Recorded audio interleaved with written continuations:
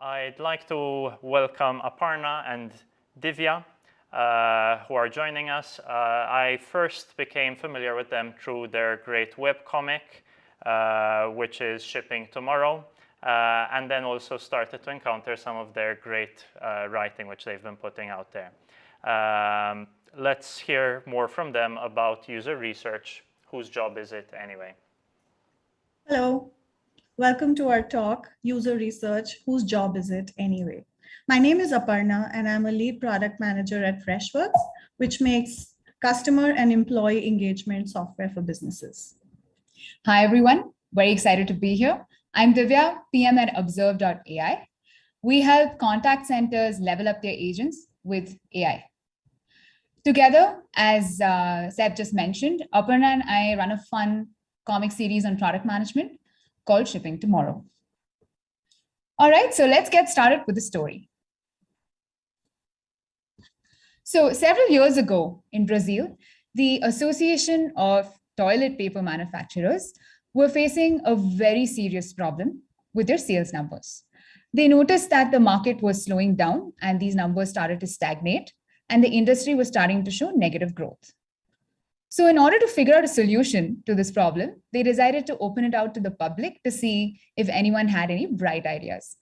As you can probably guess, there were a lot of ridiculous ideas. And one to note would be the idea to mix a mild laxative to the public water supply, because this would then lead to people using their toilets more and they would end up using more toilet paper and that would push up the sales. Well, thankfully for the people of Brazil, they decided not to go ahead with this option. Finally, they decided to hire a young MBA from Stanford to help with the issue. So together, they realized that the answer lay in some sort of a user behavior pattern. And they decided to go ahead and do some user research and to understand and unlock this answer.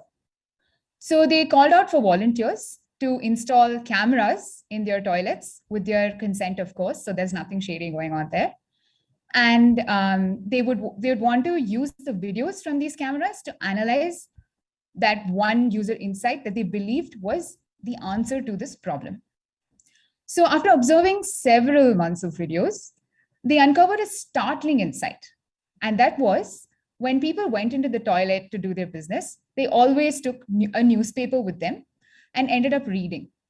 And the most commonly read section was the comics section.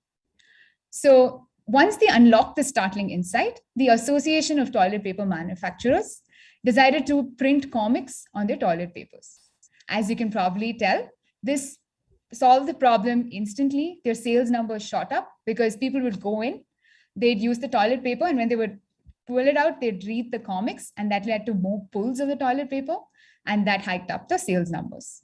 So this is a great example of how user research can help build successful products. All right, let's segue into another story.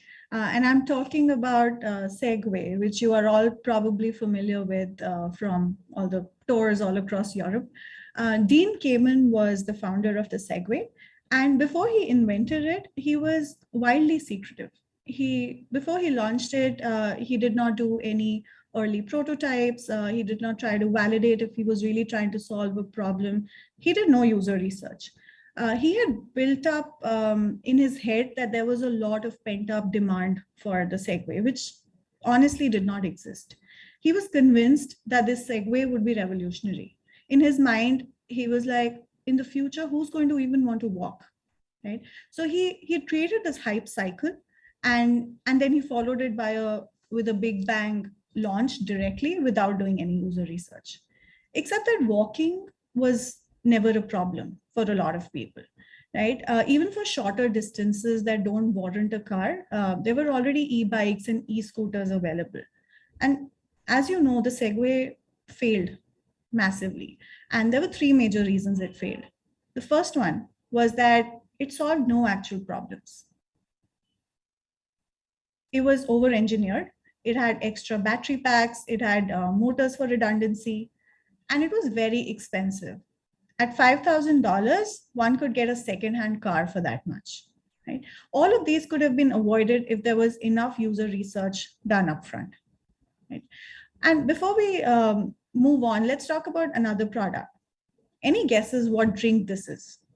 If you know, could you please type it in the chat window?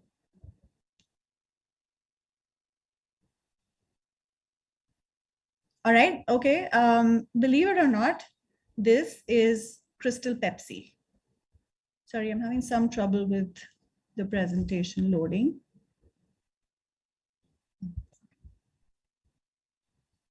Yeah, so this is Crystal Pepsi. Pepsi released this back in the early 90s. It tasted just like Pepsi, but it was clear as water, right? It was clear, it was transparent. And as you can imagine, it was a big failure. Right? Crystal Pepsi confused users and consumers of Pepsi because they very strongly associated the color black with Pepsi. And if Pepsi had done any user research upfront, this was an insight they would have very easily derived. So as they say, good products really are 90% about user research and only 10% about literally everything else. Right, so that brings us to our topic for today, user research. Whose job is it anyway? We believe that user research is a significant part of a product manager's job.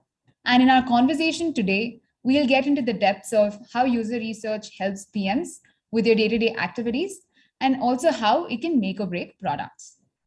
Now, if you're thinking, user research, piece of cake, it's so easy, then maybe think again. Right, so let's get right into it. Why should PMs do user research? What are the benefits? So the first benefit that we'll get into is user research helps a PM unlock the real customer problem.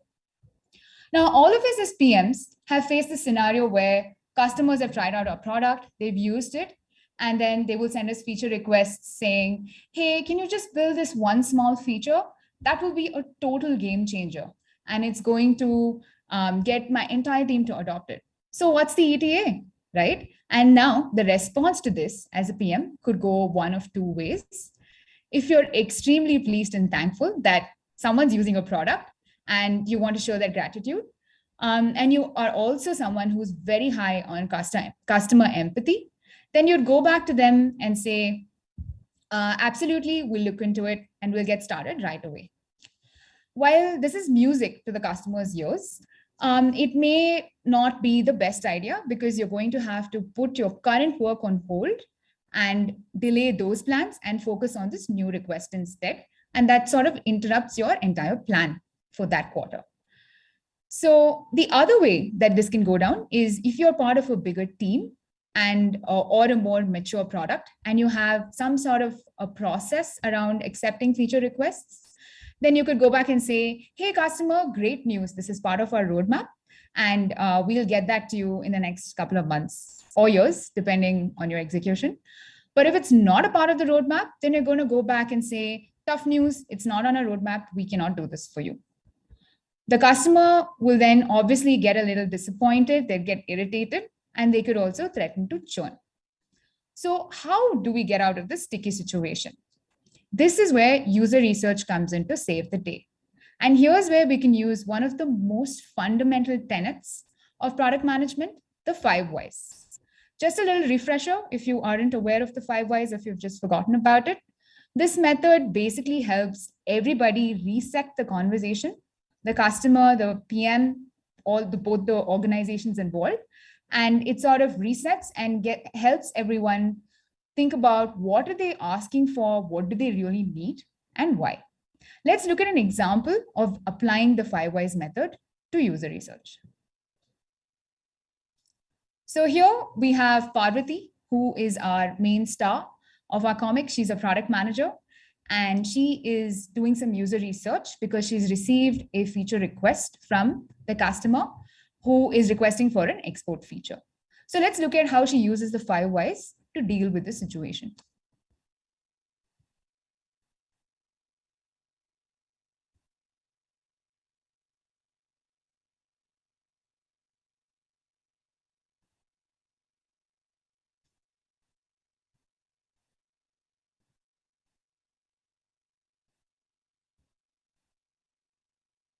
right? So this is how the 5 whys can really help us. And here Parvati did not have to do anything. And we all wish it would turn out this way. But for sure, there are some benefits of trying to understand and unlock the real customer problem. The first one would be time saved on execution, because you've now boiled down to the actual problem and you know exactly what you need to ship out.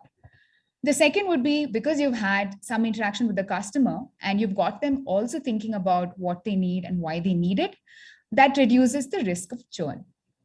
The third would be better adoption, because everyone's aware of the problem very clearly and you're solving for it very well. So that would lead to increased usage automatically as opposed to a flatline adoption.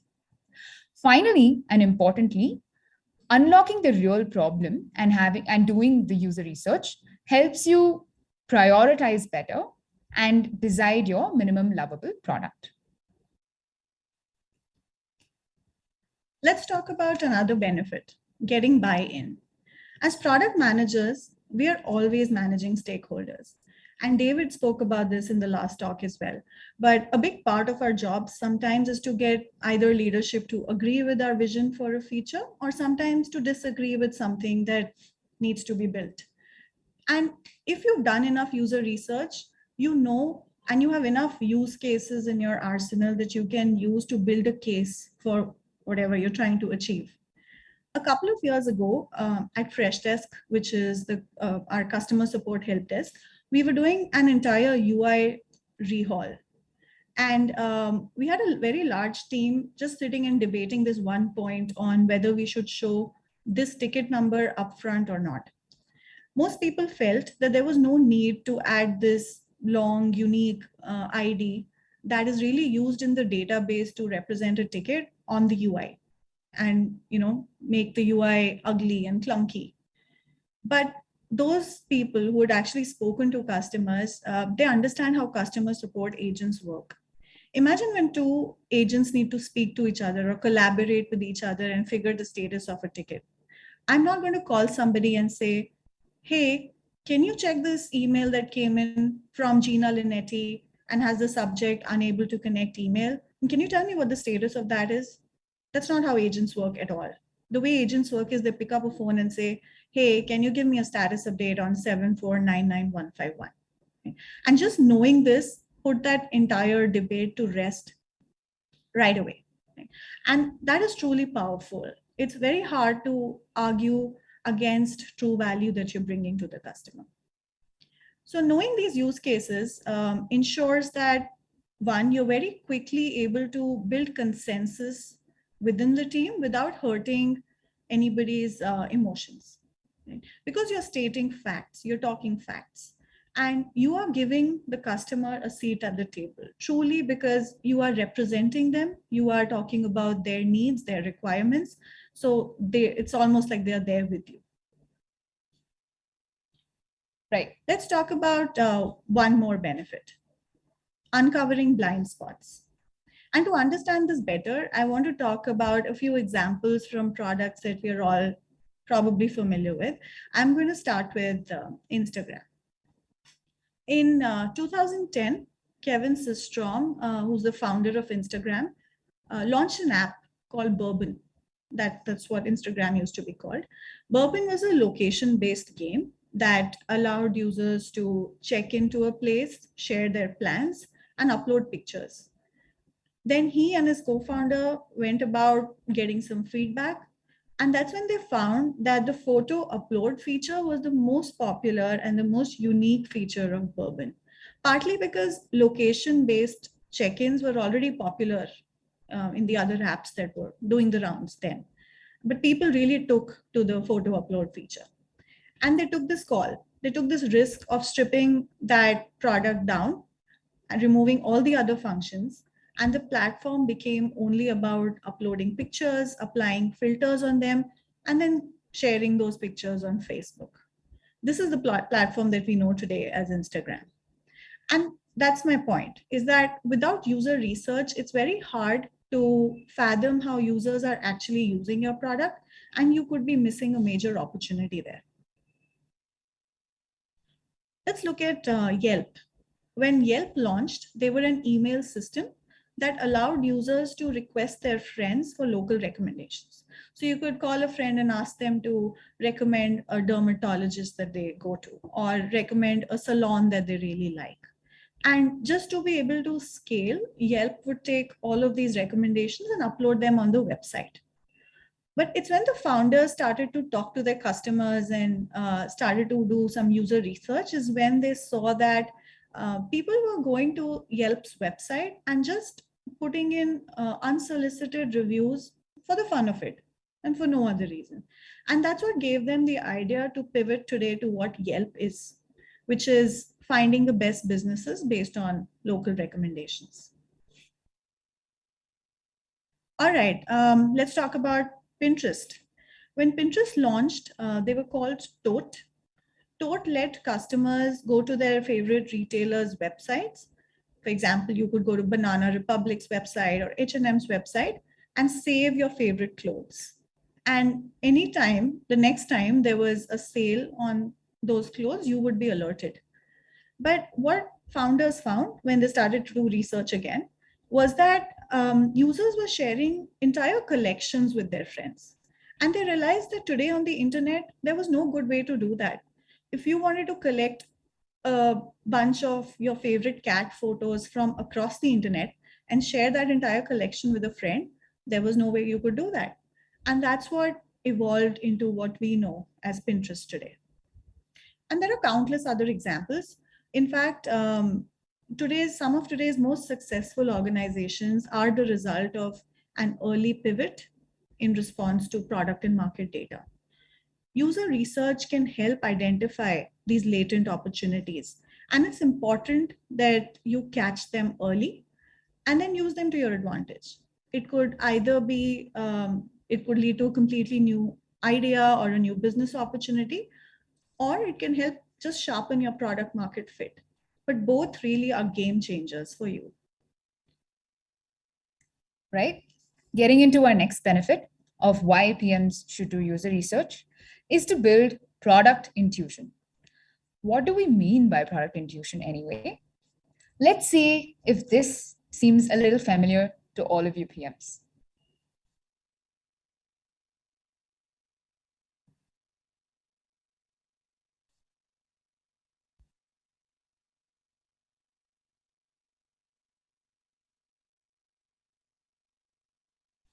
Right. So I'm also just going to quickly read through it because we're seeing feedback that some people are not able to read the comic. So in the first one, Parvati, the PM, is getting a question from the designer about what color should be chosen for a button. In the second one, the engineer is asking Parvati a question on how to implement a particular feature. And in the third one, the VP of products is asking Parvati a strategic question about the roadmap for that product line. So as you can see, as PMs, we're expected to take dozens of decisions every hour, every day. And some of these may seem trivial, like should it be red or a darker red or a lighter red? But we know that many trivial decisions can accumulate and have a big impact on the customer experience and the way your product is used, the adoption. And the obvious problem is that we cannot go back to customers for each and every one of these decisions because no one has the time to consult and give you their opinions for so many questions and decisions. This is where user research really comes in and helps us make quicker decisions. The more we research and understand our users and put ourselves in their shoes, that helps us build a product intuition and thus we can make quicker decisions. It also helps us build trust with the team. As you saw in the comics in the previous slide, there are a lot of team members who are going to be looking up to you to answer all of these questions and make some tough decisions. And the quicker and the more confidently you're able to do it, the easier it is to build trust with your team. The third thing that it can help with is that when you do a lot of user research, you can start to get ahead of the curve and start predicting what your users are going to ask you for. That can directly lead into your roadmap and help you with your roadmap planning. And that helps you create a solid long-term vision. Finally, building product intuition helps you also become the domain expert and the go-to person for these matters. Okay, so we've spoken about the benefits of doing user research for product managers, but let's look at a couple of ways to do research. The first one that I want to talk about is called immersion. It's where you step into the shoes of the consumer and get first-hand insight. Instead of recruiting a sample set of users to be your research participants, you yourself act as the user, immersing yourself in the user experience you're creating. At Deliveroo, which is the food delivery app, the user research team would often wear the entire kit of the delivery folks and take their cycles out and actually deliver food to customers. And there is no substitute really to living the experience. No amount of simulation that you can do in an office-like environment is going to tell you what it's like to use the app one-handed while you're driving a cycle on an unknown road while it's raining. When the Google Maps team wanted to scale to India and Indonesia for their two-wheeler market, they did something very similar. They used the immersion technique. They picked New Delhi and Jakarta because both are very populous cities where, because of traffic, people tend to use bikes and cycles to commute. And they drove around with these bikers to understand how Google Maps needed to be adapted to their requirements. And they found plenty of insights that they would never have if they were just, say, looking at data. Right? I'll tell you a few insights they learned. One was in both India and Indonesia, they saw that drivers worked as a community, and they would often lean onto each other to to ask for directions or for routes. They use shortcuts a lot, and these shortcuts never showed up on Google Maps. And also because of these reasons, Google Maps never gave them an accurate arrival time, which is why they never depended on that feature, or they never even used that feature. So the team took these insights and they went back and then they built for these markets. And they built a dedicated two-wheeler mode for India and Indonesia and other similar markets, where they fixed all of these problems. Right? So while this is a very important and useful technique for user research, here's what you also need to remember as a product manager, is that immersion essentially is user research with a sample of one. Right? So it is time consuming, it is expensive, and you can't do it all the time. You can't do it for small features and enhancements. It's best used when you're doing major product launches or when you're expanding into a new market. Right? Another point to remember is that no matter what, there are certain contexts that you will never be able to emulate. Right?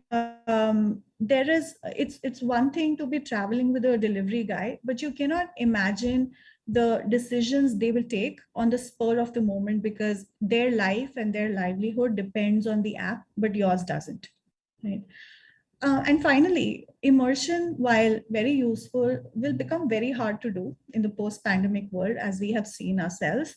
And which is why this next method that we're going to talk about becomes all the more important and relevant.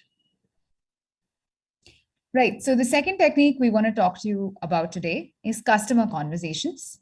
And let's take the example of a product that we all know and love, which is Airbnb.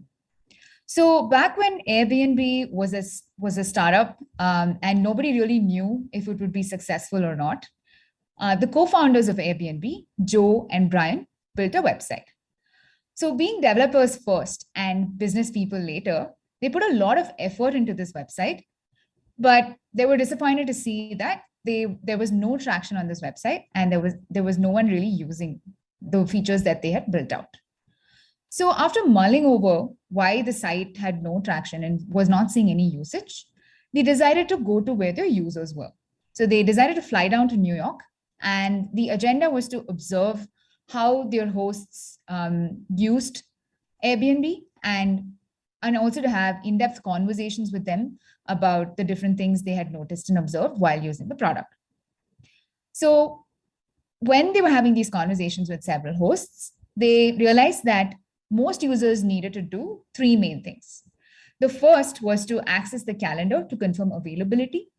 The second was to take good-looking photos of the accommodation so that more people would book.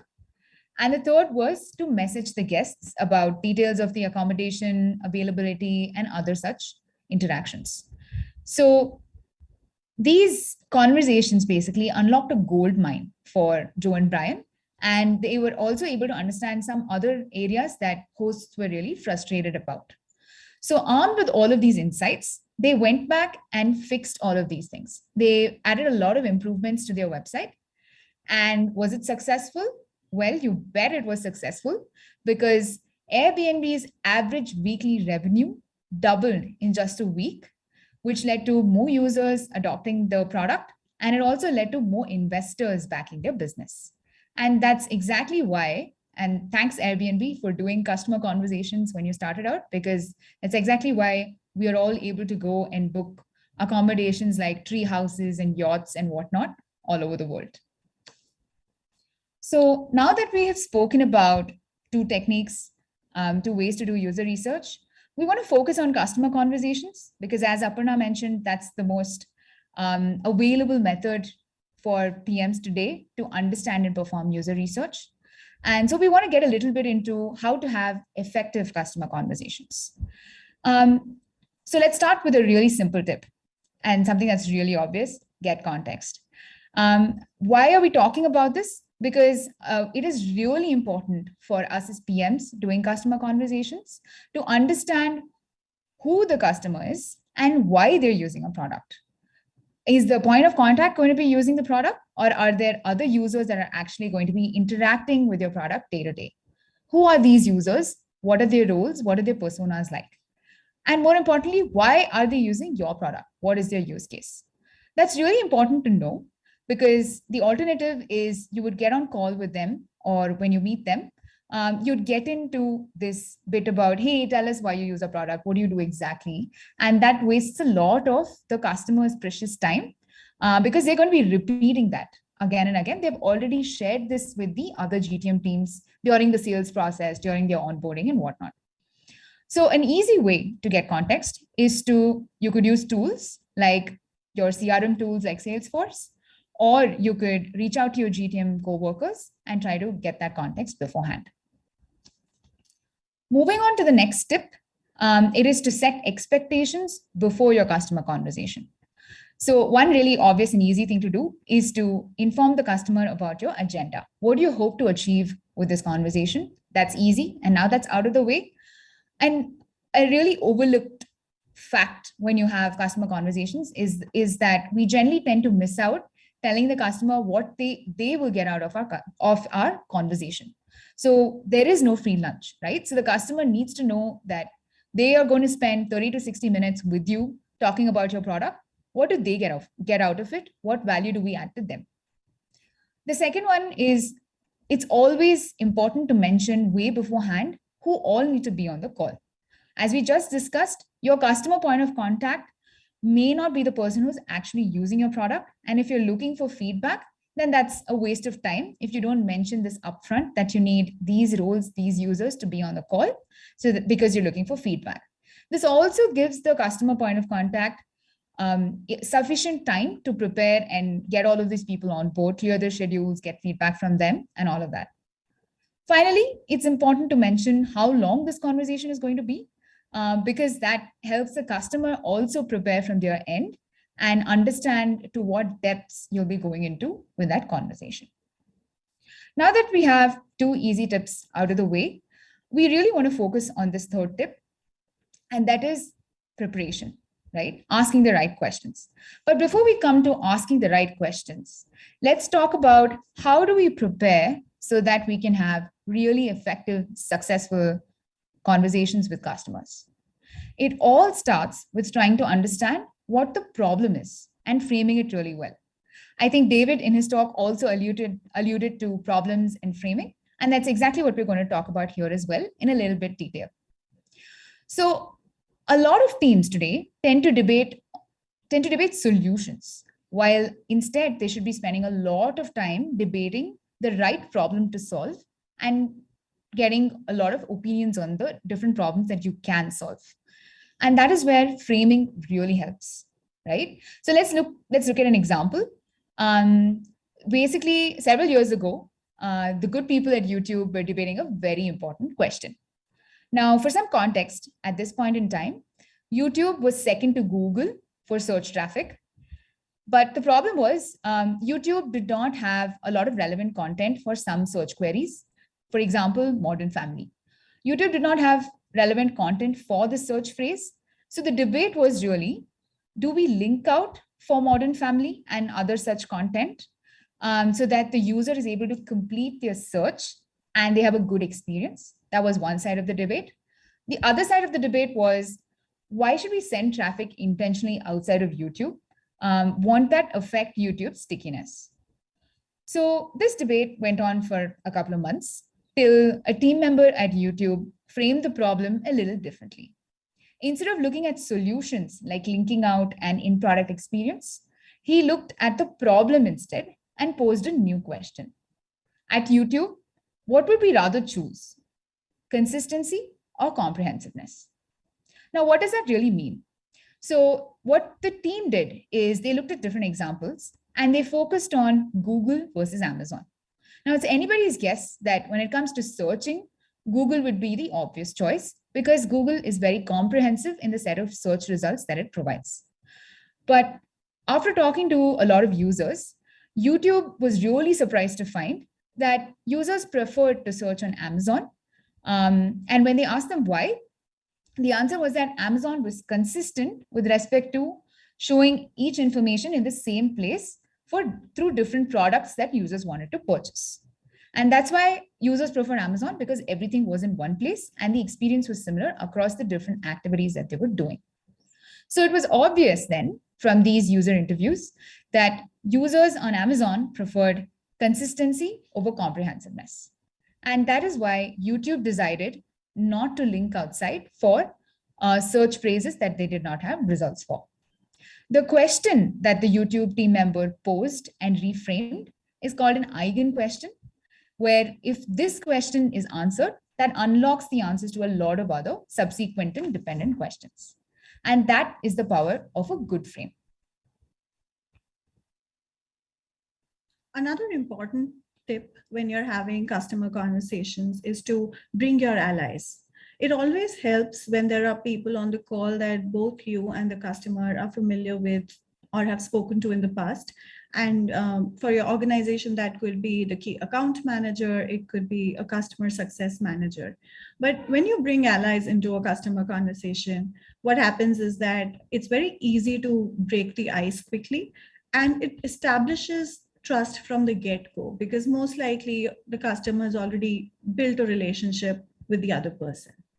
That also doesn't mean that we do something like this. This is not okay. The next tip that I want to talk about is don't ask leading questions. And this is probably 101 advice for anybody doing customer conversations, but it deserves to be listed. A leading question is one where one that nudges or it pushes the respondent to answer in a very biased fashion based on how that question is framed. Right? Here's an example. This is a normal question. And this is the leading question equivalent of the same question. I'm sure you're familiar with these if you are fans of courtroom dramas, but I also want to give you an example that is closer to home and one that's more relevant to us. Imagine if I spoke to a customer and said, hey, John, would you rather use the old version of the website or do you want to use the new and improved version? This is a leading question because calling one version improved, by doing that, I am tricking John's brain into thinking that that is the right answer. So you can imagine what John's answer is going to be. A better way to ask that question would be, hey, John, would you rather use version A of the website or version B? And finally, something that we don't say enough is that it's okay to say no. customer conversations can very quickly turn into feature request sessions. And while those also make for very good insights, just remember it's absolutely okay to say no to customers. Use those requests to dive deeper and understand the root of the problem. But you don't have to necessarily process everything you hear. A very important aspect of user research is to know what to keep and know what to discard. And if you have a hard time saying no, please feel free to pick up any of these lines. They're absolutely free.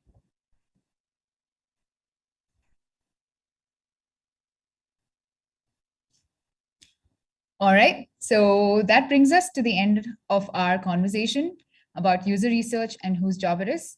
Hopefully, you had fun listening to our stories. We had a lot of fun researching for this and trying to narrate our stories and share them with you.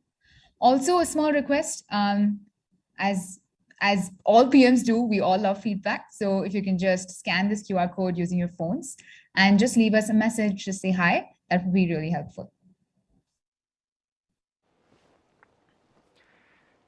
Thanks so much for that great talk. In addition to sending feedback directly to them, please also remember to use the polls feature, provide us feedback on how this talk went, and continue to add great questions to the Q&A section. I'll just take a moment to show the gifts which we'll be sending your way to thank you for that great talk. We'll be shipping them over right after. Let's dive into a couple of questions. From Matt, what did you find is the best way to share the learnings from user research with the team and with stakeholders? I found snippets of video calls the best, but they're not easy to get. What are your thoughts? Yeah, for me personally, what has worked is obviously when you're doing user research, you talk to a lot of customers, you go to multiple touch points and gather intel. But it's obviously a lot for somebody to then take it in, and they were not there with you while you were gathering this insight. So what's worked for me personally is to obviously condense this and just talk about key insights that we gathered from it, and then cross-link to videos and notes from it. That's worked the best for me, at least. Thank you. A long question from Marie. There is no discussion that user research is vital for product development. If your company has a UX research department with researchers and they claim a monopoly on those, in the end you get a report. I faced several times a situation where that report wasn't matter of fact one, but rather tainted with the subjectivity of the researcher. Since then, I do not trust those, but cannot fight the company structure and product delivery machinery. So how do you ensure you get the most from such user research? Right. Well, Marie, I think we sympathize with you. That seems like a really tough situation to be in. But so I think what would happen here is, and you can add on to it as well, Aparna, is one thing that I would do is I would request to be part of this user research, just to tag along, just as a fly in the wall, if you've not tried that already. The second thing that I would do is if I believe that the user researcher is facing some sort of bias or is subjective or the right questions are not being asked, it would help to send them a list of questions or show them examples in your product where you really require some input, but the user research is really not helping. And this is the specific exact question you're looking for. Not sure if that, I know every company and every organization has a very specific process. And this might be a very generic tip, but I think that's something that I would do. Yeah, I think the only point I would add to that is, as far as possible, and again, like Dhivya said, it depends on the organization, but it's very important for product managers and product owners to also get in front of customers. And sometimes that needs stakeholder buy-in, but if possible, talk to your managers and your mentors in your organization to make that part of the product development process, where product owners and product managers are also talking to customers and not just a dedicated user research team. We can also send you a copy of our slides if that helps you make a case. Great stuff. I wonder if you have any interesting stories on how you've balanced out PM feedback processes, user research feedback processes, and maybe insights coming in from other customer-facing teams who are claiming they need something and that it's coming from the customers. How do you manage that sort of balance?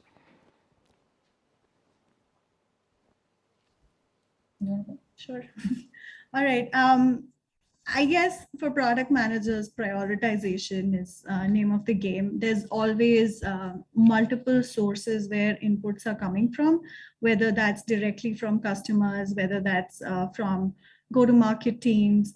You're also in parallel doing competitor analysis. You are also looking at in which direction your domain is heading. And all of that eventually forms to, it kind of funnels back into your product. And so basically what really helps at the end of the day is having that clear strategy and vision. Customer input or customer feedback that comes in ad hoc shouldn't, in most cases, upset your roadmap, right? And as long as those clear goals are set for your product, I mostly use that to talk about whether something should come in and disrupt the roadmap or not. Anything you wanted to add, Dhivya? Or? Sure. I mean, whatever Aparna said is great, but that's ideal, right?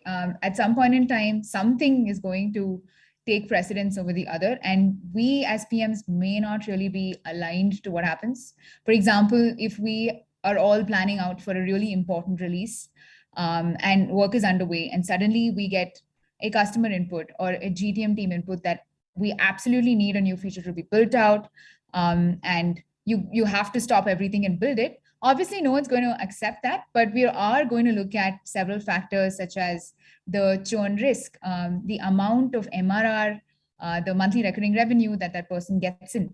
So sometimes you got to make tough decisions, but I guess it's just about, I don't think there's a straight answer to it. Sometimes it gets interrupted, sometimes it doesn't, and I guess that's it. And one last question. I'm wondering if you have any interesting stories about the toughest or the most uncomfortable customer conversation you've had in your careers.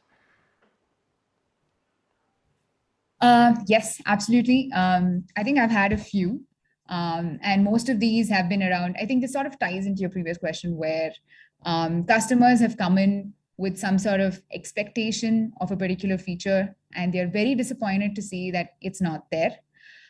So they, depending on the urgency of their feature request, I think they tend to show their frustration and stress when you reach out to them and talk to them.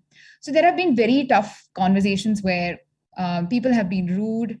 They have been really short on patience because they were promised something, they're not getting it. It's a mismatch of expectations. And they've also threatened to churn on the call. So I guess the way to deal with these tough conversations is to stay calm. And that can be a little tough if you tend to get a little phased. But I do think that when someone's reaching out to you and showing all of this frustration, it is an opportunity to learn there as well. Maybe you can't save this one customer, but you can definitely apply that for the future. That's one part of it. The second part of it is also staying calm and asking why. Why are they angry? Why do they want this? Why is it so urgent? What is the current way they end up doing these things? Is it that important to them? Who's really pushing for it? So this is sort of going back to unlocking the real problem. I think that really helps understand and sort of reset expectations between the two. And I think that's about it. Yeah, just to add to that, I think from my experience, when customers come in and we have a tough conversation with them, it's probably been built up over time. It's never just about, that one conversation. It's never just about that one feature request or enhancement that they might be asking for, or that bug they might be running into. Most people, from my experience, are very patient, are very nice, are kind, and they get to a state after a certain number of conversations. So obviously, if something like that happens, it's important to do a deep dive into the processes in your organization. Who did they first reach out to? What kind of responses did they get out of their first line of contact? How is their relationship with their account manager? And like I think we've also spoken about this in our talk, but just don't dive into that conversation directly. Get that complete context before you do that, because nothing will aggravate the customer more than you coming in and asking for the same kind of feedback, or asking the same, why do you need this, as they might have already communicated with somebody else, right? So getting that context, understanding the journey that they went through, and understanding why they got to that state is the first step to solving a relationship with a customer.